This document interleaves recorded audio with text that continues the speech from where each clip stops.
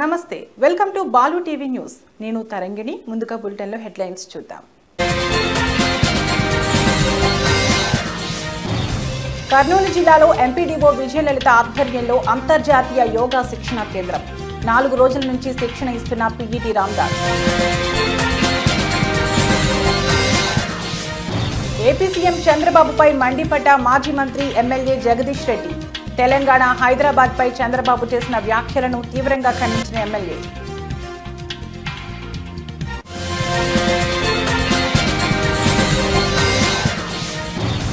Gaddar film అవార్డులను ప్రకటించిన తెలంగాణ రాష్ట్ర ప్రభుత్వం పలువురు సినీ సెలబ్రిటీలకు అత్యున్నత అవార్డులు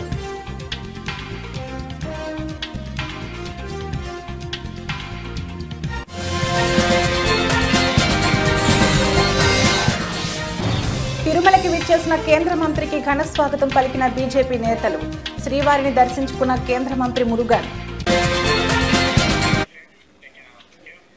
కర్నూలు జిల్లా హొలగుంద మండల కేంద్రంలో ఎంపీడీఓ విజయలలిత ఆధ్వర్యంలో అంతర్జాతీయ యోగా శిక్షణ కేంద్రం నిర్వహించారు. ఈ కార్యక్రమంలో మండల అధికారులు ఉన్నారు. యోగా శిక్షణ మాస్టర్ పీఈటీ రామదాస్ యోగా శిక్షణలో 4 రోజుల నుంచి శిక్షణ ఇస్తున్నట్లు తెలిపారు. ఈ కార్యక్రమంలో MEO 1 Satyanarayana, MEO 2 Jagannatham, ICDS supervisor Shobharani, panchayati కార్యదర్శి రాజశేఖర్ గౌడ్, మండల అధికారులు పాల్గొన్నారు.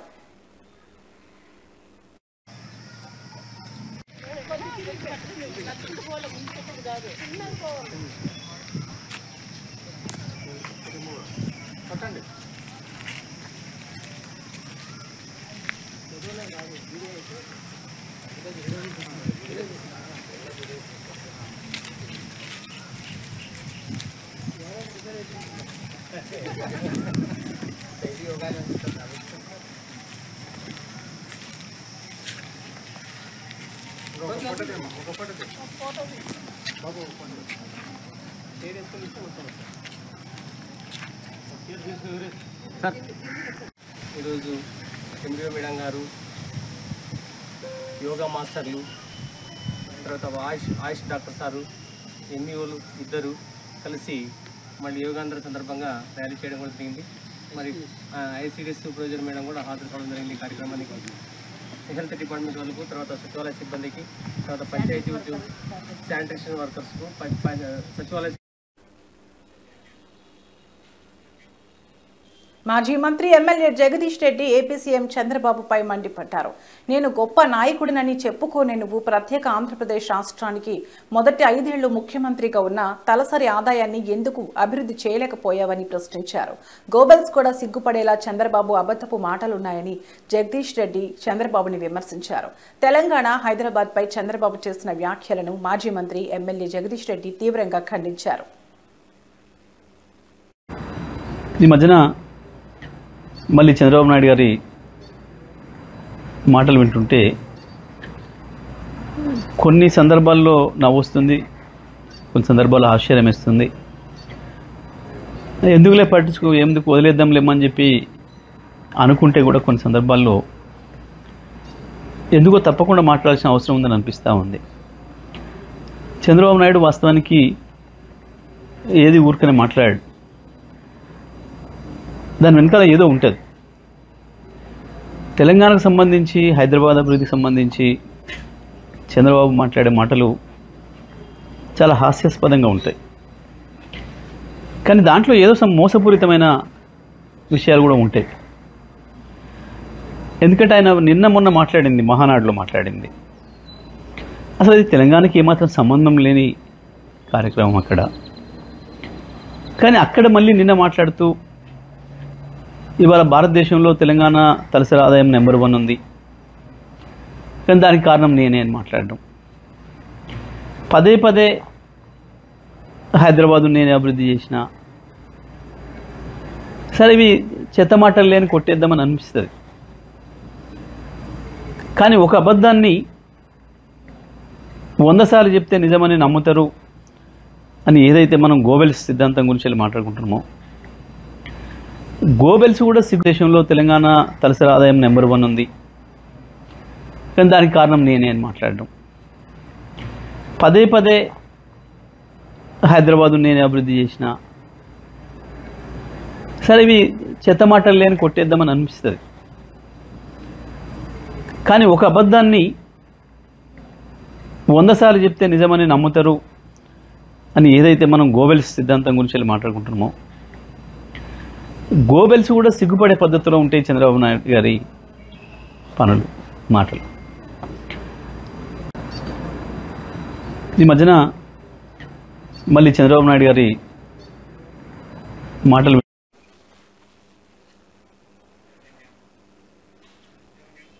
తెలంగాణ రాష్ట్ర ప్రభుత్వం గద్దర్ ఫిల్మ్ అవార్డులను ప్రకటించింది.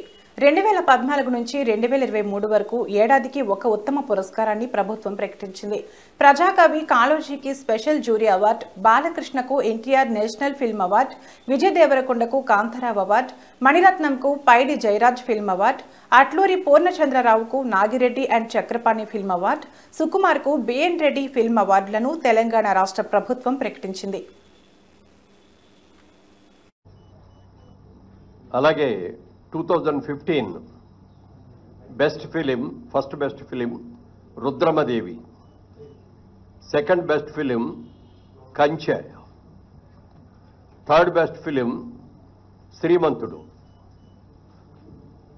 2016లో first best film Shatamanam Bhavati, second best film Pelli Choopulu, third best film Janata garage. అలాగే 2017లో first best film Baahubali conclusion, second best film Fidaa, third best film Ghazi. అలాగే 2018లో first best film Mahanati, second best film Rangasthalam, third best film care of Kancharapalem. 2019లో first best film Maharshi, second best film Jersey, third best film Mallesham. అలాగే 2020లోకి వచ్చేటప్పటికి first best film అలవై. బోరబొండలో BRS minority cell అధ్యక్షుడు సర్దార్ మృతి పట్ల కూకట్పల్లి ఎమ్మెల్యే మాధవరం కృష్ణారావు సంతాపం వ్యక్తం చేశారు. బోరబొండలో కాంగ్రెస్ నాయకుల వేధింపులకు బీఆర్ఎస్ మైనార్టీ సెల్ అధ్యక్షుడు సర్దార్ ఆత్మహత్య చేసుకోవడం బాధాకరమన్నారు. బీఆర్ఎస్ పార్టీలో 10 సంవత్సరాలు అనుభవించి కాంగ్రెస్కు వెళ్లిన కార్పొరేటర్ అరాచకాలు పీసీసీ అధ్యక్షుడు గమనించాలన్నారు. బీఆర్ఎస్ మైనార్టీ సెల్ అధ్యక్షుడు సర్దార్ మృతికి కాంగ్రెస్ పార్టీనే బాధ్యత వహించాలన్నారు కూకట్పల్లి ఎమ్మెల్యే మాధవరం కృష్ణారావు. కాంగ్రెస్ సంబంధించినటువంటి వారు, విచిత్రం ఏంటంటే పాత కాంగ్రెస్ సంబంధించినటువంటి వాళ్ళు ఎవరు కూడా ఈ రకంగా చేయట్లేదు. టీఆర్ఎస్ పార్టీలో ఉండి 10 ఏళ్ళు ఎంజాయ్ చేసి మళ్ళీ పోయి కాంగ్రెస్ పార్టీలో జాయిన్ అయ్యి ఎన్నో రకాలుగా ఇబ్బంది పెడుతున్నటువంటి వాళ్ళని చూసి కాంగ్రెస్ గవర్నమెంట్ ఆలోచన చేయాలి. ముఖ్యమంత్రి గారు కానీ పిసిసి అధ్యక్షుడు కానీ దీని మీద ఆలోచన చేయాలి. మీ కార్యకర్తలు చేస్తున్నటువంటి దుర్మార్గం వల్ల, నిన్న మీ కార్పొరేటర్ చేసినటువంటి దుర్మార్గం వల్ల నిన్న సర్దార్ అంటే నిండు ప్రాణం ఉన్న 30-40 సంవత్సరాల పిల్లగాడు, 2 ఆడపిల్లలు ఉన్నారు, దుంకి చనిపోయాడంటే ఏ రకంగా హైదరాబాద్ నగరంలో ఈ వసూలకు పాల్పడుతున్నటువంటిది కూడా ఒకసారి ఆలోచన చేయాలి. గతంలో మేము కేసీఆర్ ప్రభుత్వంలో 10 ఏళ్లలో ఎక్కడ కూడా ఎవరిని కూడా ఇబ్బంది పెట్టకుండా, చిన్నవాళ్ళ తెరువు పోకుండా 72 గజాల జాగా ఎవరైనా కట్టుకుంటే కూడా వాళ్ళకు రూపాయి పర్మిషన్లా ఇప్పించి వాళ్ళకి. తూర్పుగోదావరి అనకాపల్లిలో గంజాయి ఏరులై పారుతుంది. తూర్పుగోదావరి జిల్లా దేవరపల్లిలో, అదేవిధంగా అనకాపల్లి జిల్లా రోలుగుంటలో భారీ ఎత్తున గంజాయి పట్టుబడిందని పోలీసులు తెలిపారు. 18 మూటల గంజాయి దొరికిందన్నారు. 730 కిలోల 100 గ్రాముల బరువు గల గంజాయిని స్వాధీనం చేసుకున్నామని పోలీసులు చెప్పారు. ఇంత పెద్ద మొత్తంలో గంజాయి దొరకడం స్థానికంగా కలకలం రేపింది.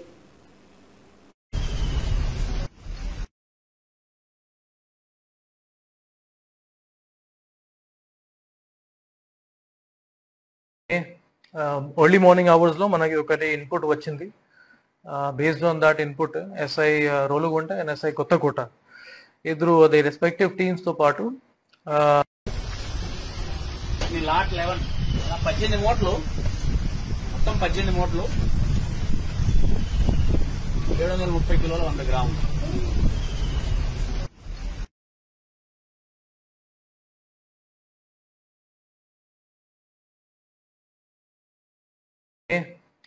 ఎర్లీ మార్నింగ్ అవర్స్ లో మనకి ఒకటి ఇన్పుట్ వచ్చింది. Based on that input SI Rolugunta and SI Kothakota ఇద్దరు ది రెస్పెక్టివ్ టీమ్స్ తో పాటు లాట్ 11 18 మూటలు మొత్తం 18 మూటలు 730 కిలోల 100 గ్రాములు. తిరుమలకి విచ్చేసిన కేంద్ర మంత్రికి బీజేపీ నేతలు ఘన స్వాగతం పలికారు. తిరుమల శ్రీవారి దర్శనార్థం తిరుపతికి విచ్చేసిన కేంద్ర మంత్రి మురుగన్కు స్థానిక పద్మావతి అతిథి గృహం వద్ద భారతీయ జనతా పార్టీ జిల్లా సాంస్కృతిక విభాగం అధ్యక్షులు గుండాల గోపీనాథ్ రెడ్డి ఆధ్వర్యంలో ఘనంగా స్వాగతం పలికారు. ఆయనను దుస్తాలువాతో సత్కరించి వేదాశీర్వచనం అందజేసి జన్మదిన శుభాకాంక్షలు తెలియజేశారు. తిరుమల శ్రీవారి ఆశీస్సులతో ఆయన మరిన్ని ఉన్నత పదవులు అధిరోహించాలని ఆకాంక్షించారు. ఈ కార్యక్రమంలో బీజేపీ జిల్లా సాంస్కృతిక విభాగం కన్వీనర్ గుండాల గోపీనాథ్, బీజేపీ రాష్ట్ర కార్యదర్శి నాగోతు రమేష్ నాయుడు, బీజేపీ మైనార్టీ మోర్చా జిల్లా అధ్యక్షుడు మస్తాన్, బీజేపీ నార్త్ మండల అధ్యక్షులు లోకప్రభాకర్ నాయుడు, బీజేపీ నాయకులు తొండమనాటి సుబ్రహ్మణ్యం రెడ్డి, పురోహితుడు సురేష్ స్వామి, మల్లారపు రవిప్రసాద్, ఏబీవీపీ నాయకులు నాగోతు హరినాయుడు తదితరులు పాల్గొన్నారు.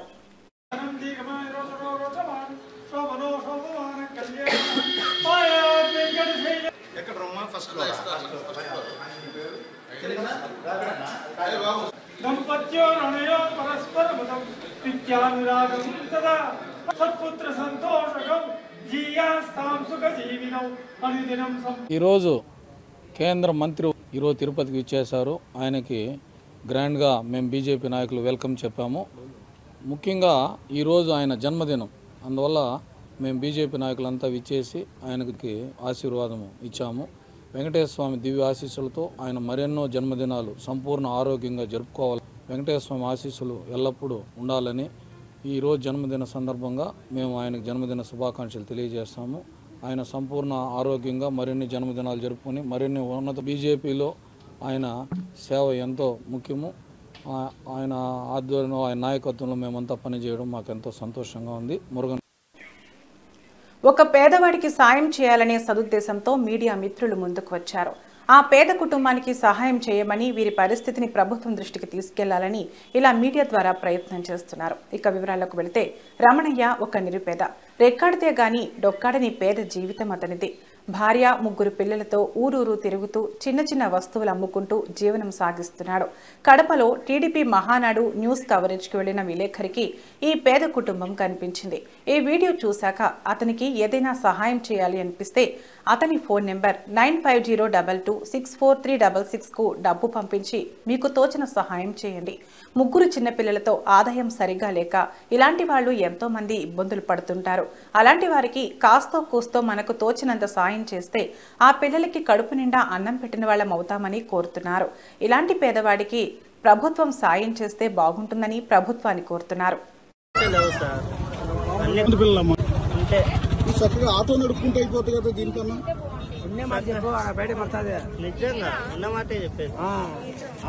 కాదు. ఆటో నడుపుకుంటే కిరాయికి దానికే డబ్బులు వస్తాయి కదా.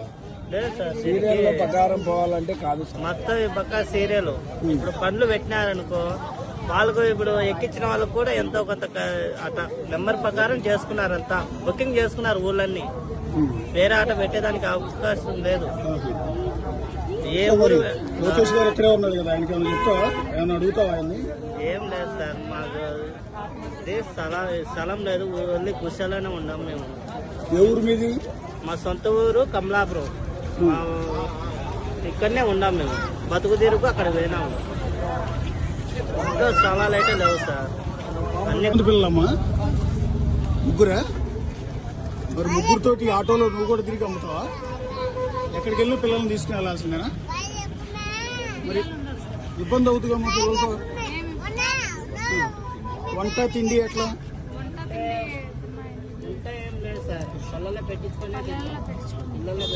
ఆటోలో వెళ్ళేటప్పుడు వండుకోరా?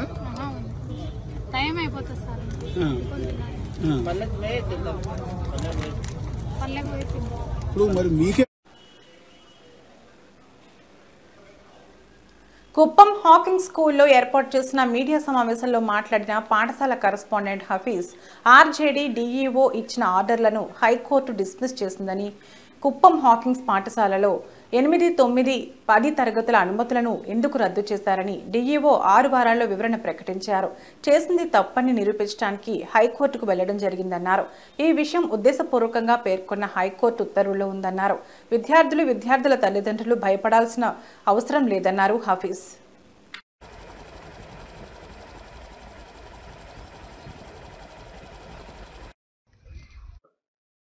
సార్ మీరు ధైర్యంగా ఉండండి సార్, ఇది ఏమి రాజకీయంగా చేసిండేది మాత్రమే, ఇది మీరు ఎక్కడ భయపడాల్సిన అవసరం లేదు, మీరు ధైర్యంగా ఉండండి అని చెప్పి మాకు వాళ్ళు ధైర్యం చెప్తుంటే, మీకు ఏదైనా సపోర్ట్ కావాలంటే ఎల్లప్పుడూ మేము మీకు సపోర్ట్గా ఉంటామని చెప్పి ప్రతి ఒక్కరూ ఫోన్ చేసి మరి స్కూల్ దగ్గరకు వచ్చి మరి ఒక 2 రోజుల ముందు జరిగిన ఆత్మీయ సమావేశంలో కూడా దాదాపు 1000 మంది వచ్చి మేమున్నాము అంటే న్యాయం మా వైపు ఉంది కాబట్టే ఇంతమంది వస్తున్నారు, అడుగుతున్నారు, సపోర్ట్ ఇస్తున్నారు.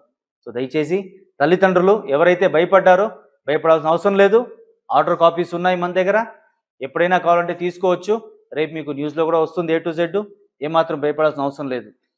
నాకు అర్థం కాని విషయం ఏంటంటే హైకోర్టు డిఓ మేడంకి, ఆర్జేడీ సార్కి, ఎడ్యుకేషన్ డిపార్ట్మెంట్కి 8 వీక్స్ టైం ఇచ్చారు. ఎందువలన ఇలా చేయాల్సి వచ్చింది రిప్లై ఇవ్వండి అని చెప్పేసి. మరి నేను అడిగింది కేవలం 10 రోజుల టైం మాత్రమే. నేను సెండ్ చేసిన లెటరు చేరక ముందే స్కూలు 8, 9, 10 విత్డ్రాల్ చేసుకున్నామని చెప్పి ఉత్తర్వులు జారీ చేయడము, అంత ఎమర్జెన్సీ ఏమునిందో నాకైతే అర్థం కాలేదు. సార్ మీరు ధైర్యంగా ఉండండి సార్, ఇది ఏమి రాజకీయంగా. తిరుపతి నగరంలో మురుగు కాలువల్లో ఎక్కడా చెత్త లేకుండా తొలగించాలని నగరపాలక సంస్థ కమిషనర్ ఎన్ మౌర్య అధికారులను ఆదేశించారు. శుక్రవారం ఉదయం నగరంలో ఎన్జీఓ కాలనీ, కపిలతీర్థం రోడ్, ప్రకాశం పార్క్ రోడ్, కేటీ రోడ్ తదితర ప్రాంతాల్లో అధికారులతో కలిసి పారిశుధ్య పనులను పరిశీలించారు. కొన్ని ప్రాంతాల్లో చెత్త కుప్పలు ఉండటంతో సిబ్బందిని మందలించారు. ఈ సందర్భంగా కమిషనర్ మాట్లాడుతూ నగరంలో ఉదయాన్నే ప్రధాన రహదారుల్లో ముందుగా చెత్త కుప్పలు తొలగించాలని అన్నారు. త్వరలో వర్షాలు కురిసే అవకాశం ఉందన్నారు. కాబట్టి మురుగునీటి కాలువల్లో ఎక్కడా చెత్త లేకుండా ఎప్పటికప్పుడు తొలగించాలని అధికారులను ఆదేశించారు. ఇళ్లలోని చెత్తను తమ కాలువల్లో వేయకుండా మీ ఇంటి వద్దకు వచ్చే సిబ్బందికి అందజేయాలని ప్రజలకు సూచించారు. కమిషనర్ వెంట తుడా ఈఈ రవీందర్ రెడ్డి, నగరపాలక సంస్థ DE Venkat Prasad, sanitary supervisor Chenchaiah తదితరులు పాల్గొన్నారు.